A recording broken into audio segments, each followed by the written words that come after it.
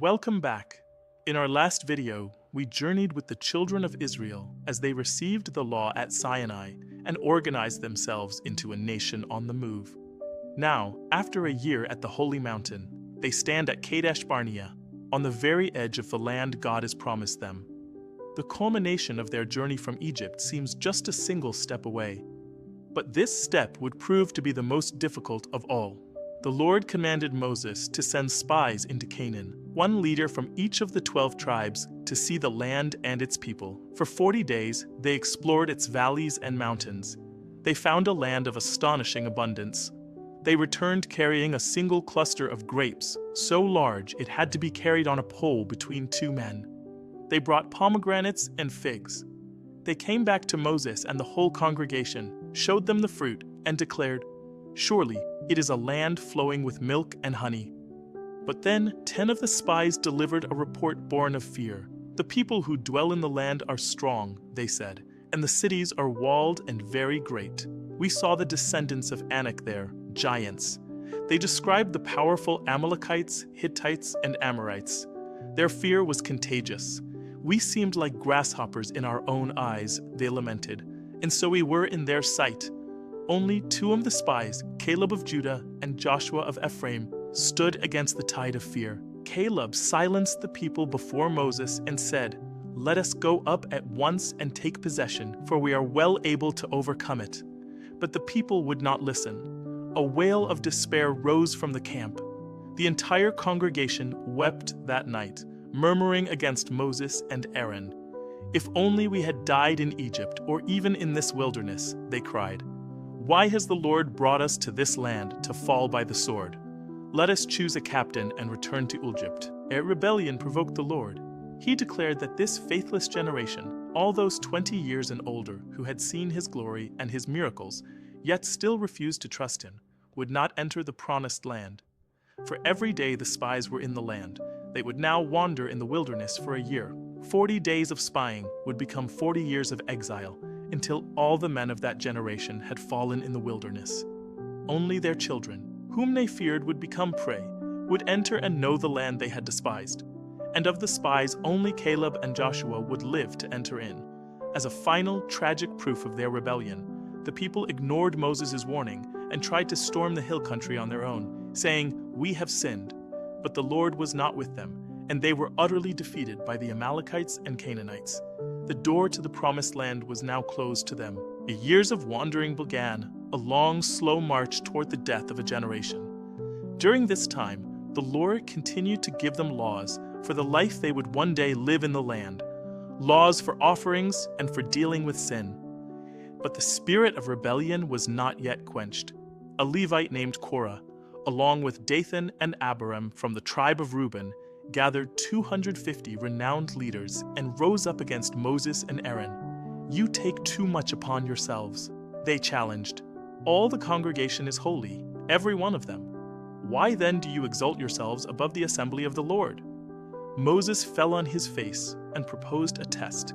He told Korah and his followers to take their censers, put fire and incense in them, and appear before the Lord the next day, along with Aaron. The Lord himself would show whom he had chosen. The next day, as Korah and his company stood with their censers at the tabernacle, Moses warned the rest of Israel to get away from the tents of these wicked men. Then Moses declared, "By this you shall know that the Lord has sent me. If the Lord creates a new thing, and the earth opens its mouth and swallows them up, then you will understand that these men have rejected the Lord." As soon as he finished speaking, the ground split apart beneath Korah, Dathan, and Abiram. The earth swallowed them, their families, and all their possessions, and then closed over them. At the same time, a fire came out from the Lord and consumed the 250 men who were offering incense. Yet even after this terrifying display, the very next day the people murmured against Moses and Aaron, saying, "You have killed the people of the Lord." God's wrath was kindled again, and a plague broke out. Aaron, at Moses' command, rushed into the midst of the congregation with his censer and made atonement, standing between the living and the dead to stop the plague. But not before 14,700 more people had died. To finally settle the question of the priesthood, God commanded that each of the 12 tribes bring a rod with the name of their leader written on it. Aaron's name was written on the rod for the tribe of Levi.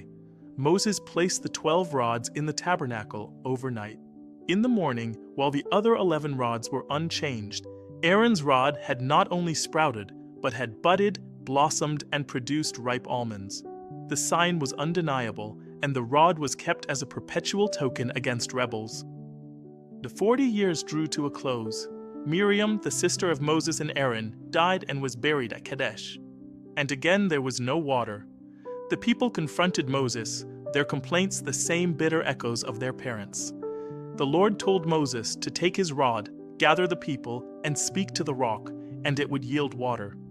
But Moses, his patience worn thin by decades of rebellion, gathered the people and cried out, "Hear now, you rebels! Must we bring water for you out of this rock?" He then lifted his hand and struck the rock twice with his rod. Water gushed out for the people and their livestock. But the act of disobedience was great. The Lord said to Moses and Aaron, "Because you did not believe in me, to uphold me as holy in the eyes of the children of Israel, you shall not bring this congregation into the land which I have given them." For this failure, at the waters of Meribah, Moses and Aaron would share the fate of the generation they led. Soon after, at Mount Hor, the Lord commanded Moses to take Aaron and his son Eleazar up the mountain.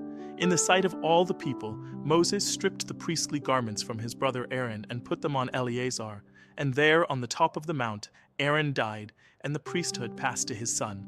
The new generation of Israel, however, began to taste victory.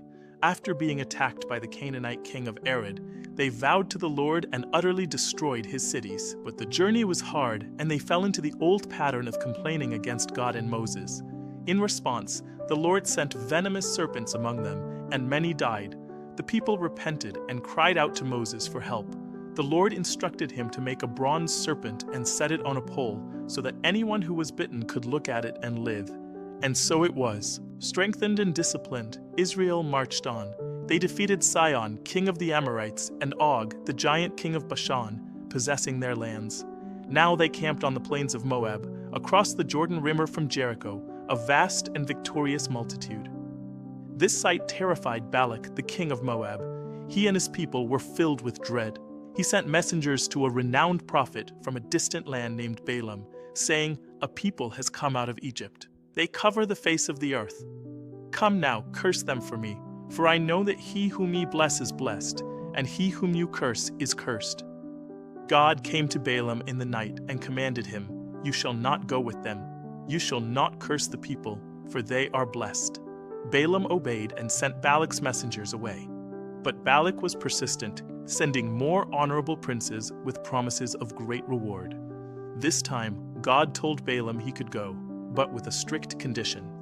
"Only the word which I speak to you, that you shall do." As Balaam rode his donkey to meet Balak, the angel of the Lord stood in the path with a drawn sword, but Balaam could not see him.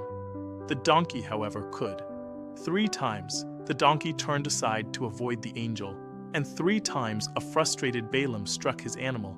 After the 3rd time, the Lord opened the donkey's mouth, and it said, "What have I done to you, that you have struck me these 3 times?"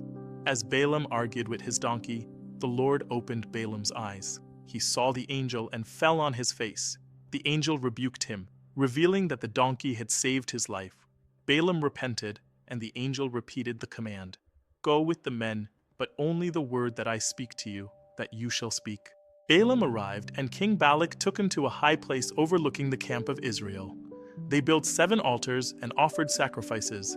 Balak waited expectantly for a curse, but when the Lord put a word in Balaam's mouth, it was a blessing.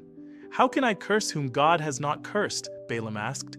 Balak was furious, but tried again from a different location, and again Balaam could only speak words of blessing over Israel. For a 3rd time, Balak took Balaam to another peak. This time, the Spirit of God came upon Balaam. He did not look for omens, but looked out at the tribes of Israel in their tents, and spoke a magnificent prophecy. "How lovely are your tents, O Jacob, your dwellings, O Israel! Blessed is he who blesses you, and cursed is he who curses you." Balak's anger exploded. "I called you to curse my enemies, and behold, you have blessed them these 3 times. Flee to your place." But before he left, Balaam delivered one final unsolicited prophecy. He spoke not of the present, but of the future. "I see him, but not now. I behold him, but not near. A star shall come out of Jacob, a scepter shall rise out of Israel." And so Balaam the prophet went his way, and Balak the king returned to his plans thwarted. Unable to lay a curse on the people whom God had blessed, and Israel remained on the plains of Moab at the doorstep of their destiny.